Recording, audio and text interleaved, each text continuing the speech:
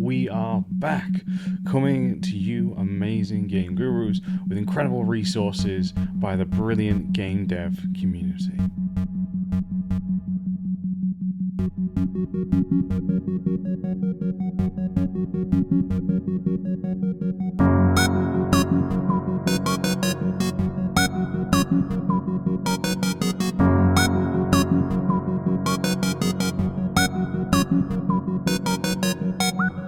Hey everyone, I hope you're well, playing and are making the games that you all love. You're joining me, your host, Max Pears. Absolute pleasure to be with you, senior level designer, here talking to all of you amazing people. And thank you for spending your free time listening to this smooth jazz voice and allowing me to share some incredible resources that I've found over the last couple of months. It's been a while since we've done one of these, and I thought it'd be great to kick off and do some really cool ones as well. There's only 4 resources we're going to be covering. But first, let's have a quick word from today's sponsor.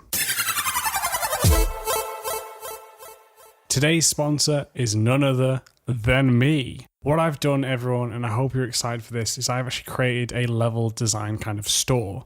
What I've done in this store is put up different kinds of tips and tricks that you can find there, whether that be my actual ebook itself to that of LevelDesign pamphlets focused on different things such as traversal, stealth, breaking into the industry, as well as different talks that I have done which you cannot find anywhere else other than on this store. So if you are looking to improve on your LevelDesign skills and processes, then check out the LevelDesign store, which will be down in the description below, where there'll be a link to find this. All you need to do is head over to gumroad.com/LevelDesign lobby. I hope you like what you see, and I look forward to hearing your thoughts. Thank you, and now back to the show.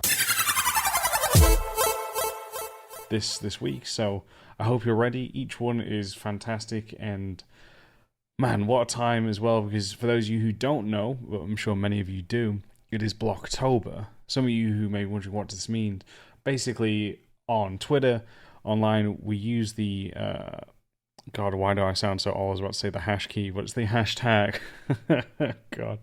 The hashtag Blocktober, which was started by Michael Barkley. God, what was it? 2018, I want to say it was started. It was something around there, maybe in 2017, where a lot of game devs showed their levels in the very early stages of blockouts, whether that be professionals. We've seen companies like of Naughty Dog, Sony Santa Monica, CD Projekt Red, and many others share their level design blockouts, as well as others sharing personal work as well. So it is now, as the time I'm recording this, the 2nd of October, and already there has been some great stuff out there. So if you want to take part, share some of your previous work, by all means, just make sure your company won't get mad at you for doing so. And if it's your own and you want to make something during Blocktober, do it. Share on there. We've got some great stuff. The community on Twitter for LevelDesign is honestly an incredible and welcoming one. So if you want to take part, like I said, post it up, use the hashtag Blocktober, and you'll find some great work all out there. So I'm hoping that you'll enjoy it, and I will get a chance to see some of your amazing work as well. So without further ado, let's get into resource number 1.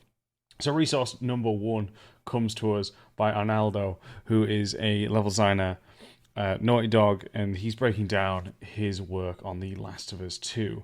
We've talked about one of his previous articles, which is about the flooded city, which, if you remember, is when you're playing as Ellie and the mall is flooded. You have to use the water to swim through and make your way across. But in this one, we're talking about the escape in the brewery, in which he talks about his transition from going to QA to now level design.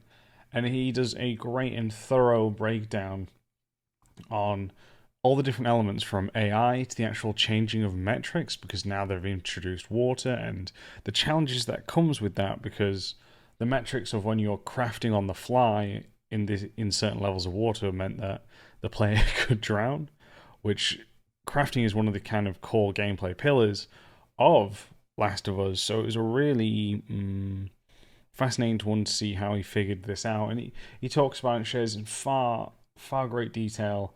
I don't want to steal it all because it is a fantastic read for everyone to check out. He has some videos, like I said, early stages with his blockouts in there. for people to check out and really thorough breakdown on that. So if you're looking to learn more and maybe think about how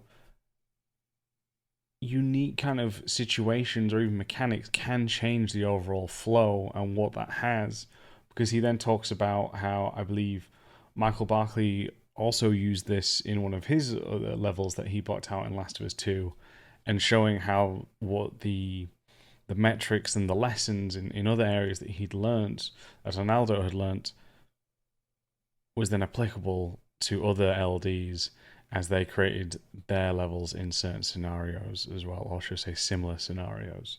So if you're looking for that one, that'll be the first of it. Going on to resource number 2, this is a great talk at the BAFTA, which is called Finding the Fun, Cut Content, and Space Goats, The Making of Returnal. So this here is a chat, or should I say talk, by creative director Harry, I'm going to mispronounce his last name, so I really am sorry here, Harry. But Harry Kruger, I believe I butchered that badly again, but he does an incredible chat breaking down that of Returnal and how they went through all their different stages of prototyping, what they learnt, and how the game developed, as all do, each stage, the changes that it went through, their design philosophies, and especially a studio that they themselves, this was a huge different approach or project than they have previously done on other games, especially with it being more roguelike and what did that mean, etc. And breaking that down. So, incredible one. I know a few friends of mine who went to go actually see it live. Envious, I will say that for sure. So, very jealous. But, yeah, great one. And great to again hear kind of more stories behind the scenes of what's been going on, and also just showing how much changes throughout development. I don't think people understand that unless they've been in the industry, and we talk about this constantly, how important iteration is, how so much changes because of different thoughts, or maybe something feels worse than you expect, or maybe it feels even better than you expected, and then that can be pushed forward. Maybe it takes over more of a spotlight than previous ones. Incredible talk overall. I know this has been making the rounds as well online, so if you want to learn about that, or maybe that you're working on something similar, I think this would be a great and handy talk for you to check out.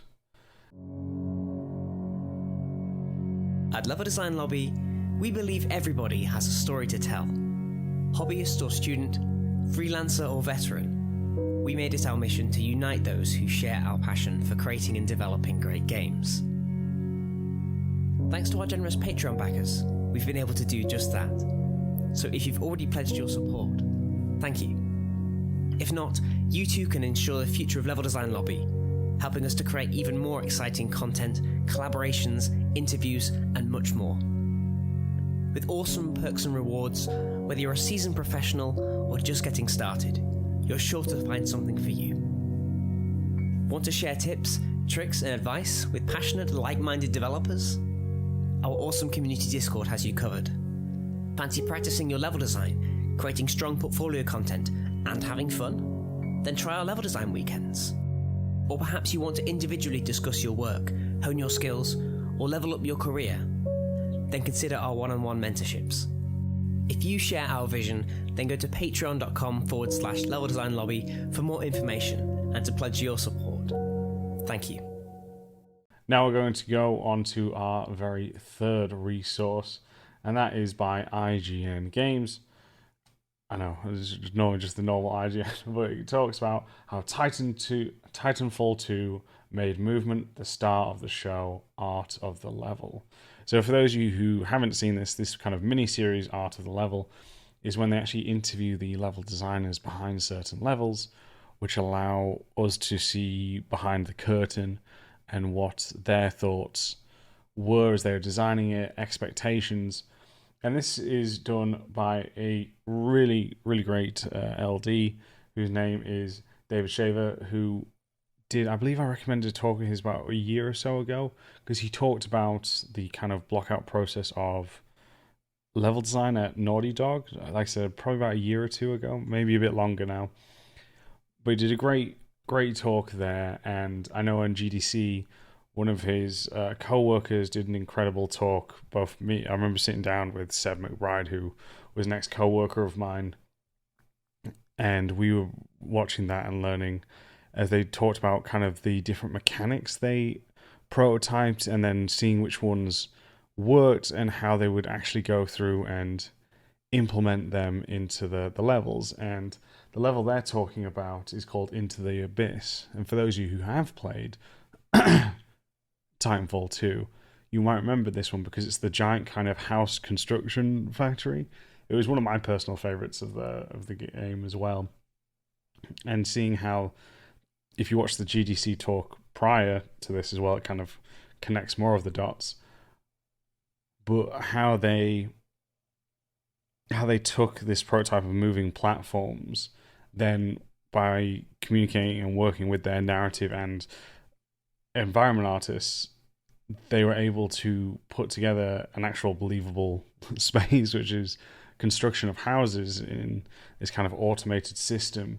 And David goes on to talk about the design challenges that went behind the kind of thoughts and processes, the iteration of it. And again, I'm trying not to give too much away because the talks themselves are the best bit. I just want to share these ones which I believe are very much worth seeing and exploring. And now we'll move on to the final one itself. So this one is kind of a whole lot of different games breakdown, a collection, if you will. But I do like Katul, who has been on this show previously. A really good guy.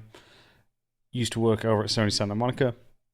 Now found out he's onto different things, which is amazing. Really, again, really nice and lovely guy. But he did a whole lot of miniseries. I have referenced him for, I believe it was the Spider-Man and God of War breakdowns.